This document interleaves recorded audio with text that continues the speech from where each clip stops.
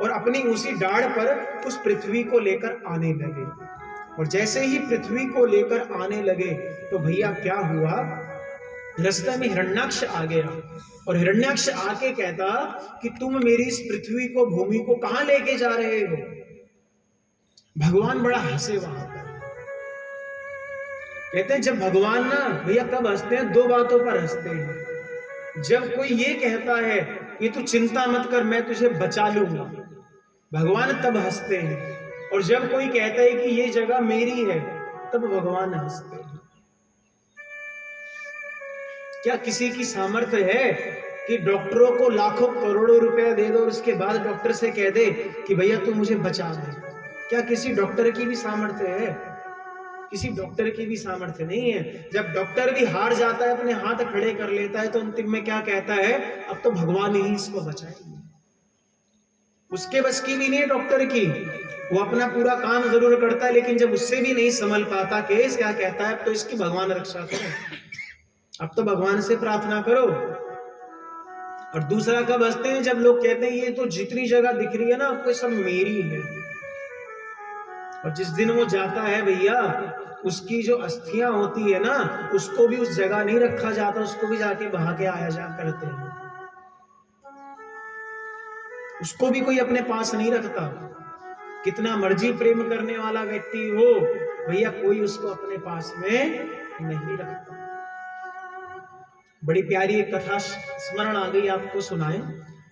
एक जवान लड़का था, घर का शादी ब्याह हो गया था, उसकी कोई संतान नहीं थी, घर में माता पिता और वो बेटा और बहू, 4 लोग थे बस उसके घर में। सब लोग भैया बड़े ध्यान से सुनना कथा को।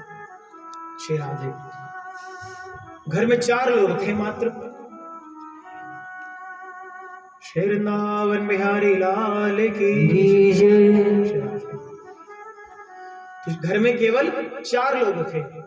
अब वो जो लड़का था ना, वो पास में ही एक भैया मंदिर था, आश्रम था, वहां जाकर संत के पास बैठा करता। जब अपने काम से निवृत्त होकर आ जाता तो संत के पास जाके बैठता और संत महात्मा से थोड़ा सा आशीर्वचन, कुछ प्रवचन सुना करता। तो उसके मन में तो आता कि महाराज मैं इन सब चीजों से वैराग्य लेकर मैं क्यों ना आपकी सेवा करूं। महाराज जी कहते देख बेटा, जब तक तेरे मन में घर की आसक्ति रहेगी तब तक तू ये काम मत करिए। जब तेरे मन में घर से बिल्कुल आसक्ति खत्म हो जाए तभी तू आइए वैराग्य लेने, उससे पहले आइए मत। तो उस लड़के ने कहा कि महाराज मुझे कैसे पता चलेगा कि जितना प्रेम मैं अपने घर वालों से करता हूं उतना ही प्रेम वो भी मुझसे करते हैं। मेरी माता तो बड़ा कहती है कि बेटा तुझसे बहुत प्रेम करती हूँ, मेरे पिताजी भी बड़ा कहते हैं कि तुझसे प्रेम करता हूँ, मेरी पत्नी भी कहती है कि मैं आपके बिना नहीं रह सकती, तो मैं कैसे, मुझे पता चले। तो संत महात्मा ने कहा मैं तुझे एक तरकीब बताता हूं, तो इस काम को करियो। अगर सफल हो गया तो समझ लियो कि सब परिवार वाले तुझसे प्रेम कर रहे हैं, और अगर विफल हो गया तो समझ लियो ये सब केवल दिखावा है, तुझसे कोई किसी प्रकार का प्रेम नहीं करता। हमने कहा ठीक है महाराज। तो उस बालक को संत के द्वारा सारी चीज बता दी गई कि तुम्हें क्या करना है, कैसे करना है, सब कुछ इनको बता दिया गया। अब वो जो व्यक्ति था वो पहुंचा कहां पर, अपने घर पे पहुंचा। तो उसने देखा माता पिता अपने कार्य में लगे हुए हैं, जो पत्नी है वो भोजन बनाकर बस भोजन तैयार हो चुका है, परोसने की सब कुछ तैयारी कर रही है। तो जैसे ही वो घर में पहुंचता है, श्री राधे, जब वो घर में पहुंच जाता है तो भैया देखता है जो संत ने बताया क्यों ना वो तरकीब करो। अपने कमरे में गया, जिस कक्ष में रहता था वहां कमरे में पहुंचा और अपनी पत्नी से कहने लगा कि मुझे थोड़ा सा ना मेरे हृदय में दर्द हो रहा है। पत्नी ने कहा रुको हम देखते हैं। पत्नी ने थोड़ा भैया सहलाया, कोई दिक्कत तो नहीं, थोड़ा गर्म पानी दे दिया, लो पियो बैठो आराम से। अब वो तो सब कुछ पढ़ के सीख कर आया ही था। क्या हुआ, थोड़ा सा दर्द का बहाना करते हुए वो महाराज अचेत होकर गिर गया। पत्नी को लगा अब ये सिधार गया।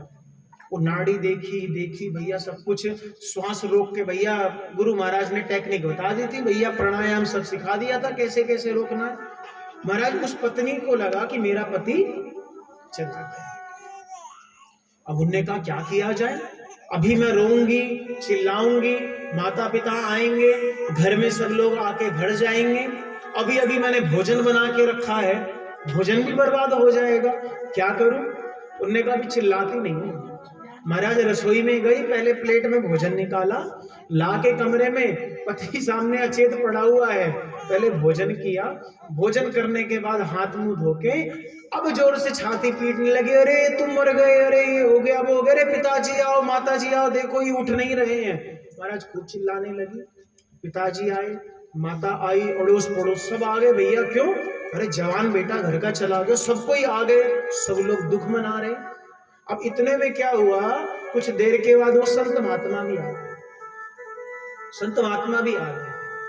तो संत महात्मा से कहने लगे उसके पिताजी, अरे महाराज ये तो आपके पास आया जाया करता था, आप तो भगवान की आपके ऊपर तो बड़ी कृपा है, आप ही मेरे पुत्र को जीवित कर दो, अभी तो मैंने पोते का मुख नहीं देखा, मेरा बालक तो अभी जवान था, ना जाने क्या क्या कहने लगे, महाराज आप थोड़ी कृपा कर दो। तो संत महाराज तो सब जानते थे, उन्होंने कहा अच्छा ठीक है 2 मिनट रुको। उनने उसका हाथ वहां टटोला, गले पे हाथ लगाया, कान में जाके बोला, भैया जैसा कहता हूं वैसा ही करता रहिए, जैसा समझाया था बस कान में बोल के। कहते हाँ ठीक तो हो जाएगा, ये तुम्हारा बालक मैं जीवित तो कर दूंगा, लेकिन एक शर्त है। वो शर्त क्या है, तुम में से किसी एक को मरना पड़ेगा। शर्त क्या है, तुम में से किसी एक को मरना पड़ेगा तो तुम्हारा बालक जीवित हो जाएगा। तो बताओ परिवार में तुम तीनों में से कौन मरने के लिए तैयार है। उनने पिताजी से कहा, क्यों जी, आपका तो पुत्र है, जो बेटा होता है वो पिता को कंधा देता है, पिता को बेटे को कंधा देना पड़ेगा, तो इसलिए काम करो, तुम अपने प्राणों को छोड़ दो। पिताजी कहने लगे, रे मैं कैसे प्राणों को छोड़ दूं, मेरी पत्नी घर में बैठी हुई है, वो अभागन हो जाएगी, वो अनेक अनेक प्रकार की बातें बोलने लगा। पिताजी ने तो प्रणाम कर लिया,